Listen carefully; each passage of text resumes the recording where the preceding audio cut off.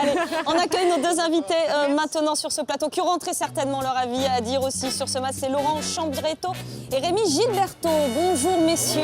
Mesdames. Laurent, Rémi.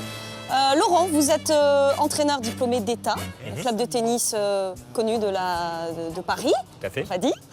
N'ayez pas peur. Et vous avez collaboré à de nombreux magazines tennis. Hein, et là, vous sortez un dictionnaire truculent dont on va parler dans un instant. Rémi, vous êtes le créateur du mur. Alors, c'est pas électronique, c'est digital. Le fameux mur quand on joue. Alors, juste pour info, il a une petite définition, Laurent, du mur d'entraînement dans son dictionnaire. C'est lieu à caractère social pour tous ceux n'ayant aucun partenaire de jeu et cherchant désespérément à pratiquer leur sport. C'est à peu près ça. Mais avec vous, on le pratique un peu mieux encore. On le pratique en version 2015. Ouais. En version 2015, exactement. Alors Laurent, vous avez sorti ce dico bien frappé du tennis. Vous aviez déjà été l'auteur du top 5 du tennis. C'est truculent, ne serait-ce que pour les 10 raisons de le lire.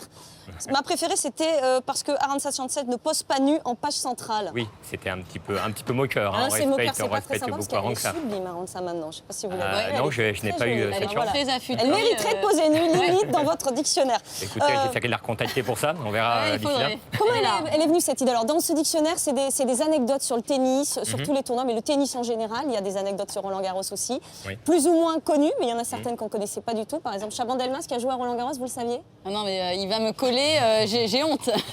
Voilà, moi j'ai appris ça aussi.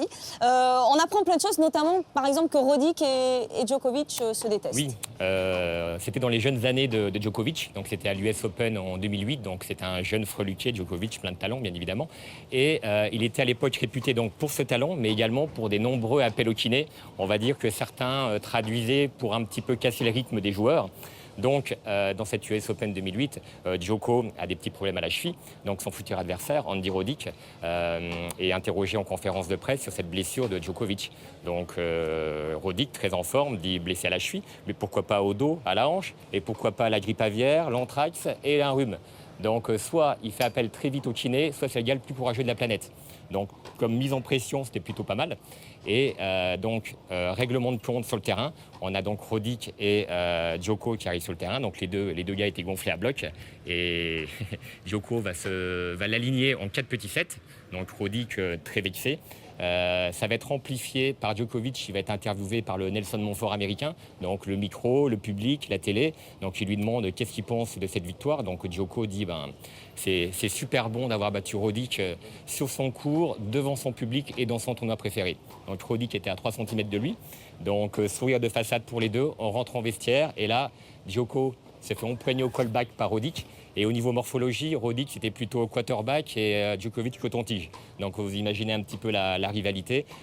Et au moment où on allait atteindre un duel Tyson-Hagler, il y a le sauveur qui arrive, le kiné serbe, taillé comme un David Douillet. Donc il va un peu dissuader, Roddick d'aller plus loin. Et les deux joueurs se quitteront pas bon amis, mais se quitteront au moins sans bleu à l'œil. Et Roddick a révélé cette anecdote après sa carrière. C'était un petit peu à mon avis comme toi, il y a des petites choses qui restent un petit peu secrètes. Et paraît-il... Après coup, c'est vrai qu'on a aussi envie de les exprimer, c'est normal. Voilà, on a envie de les exprimer. Tiens, justement. Et paraît-il qu'ils se sont réconciliés. Cherchez une petite anecdote qu'on ne sait pas de vous, 2-3 choses qu'on ne sait pas de Camille Pain. On va parler du mur digital dans un instant, mais d'abord on va aller faire notre séquence bien-être, histoire de se remettre et de laisser Camille un peu chercher une petite anecdote. Tout à l'heure, dans moins d'1 heure maintenant, entre Joe et Stan. Attention au bal. Un dernier mot, on parlait donc de Lyodra qui était... Alors, elle est connue cette histoire. Hein. Elle est assez connue par les initiés, par les passionnés. C'était Lubicic en 2005 qui faisait une année de folie. Il avait gagné contre Agassi et Roddick en Coupe Davis, plusieurs tournois, était dans le top 10. Donc on est au tournoi de Miami.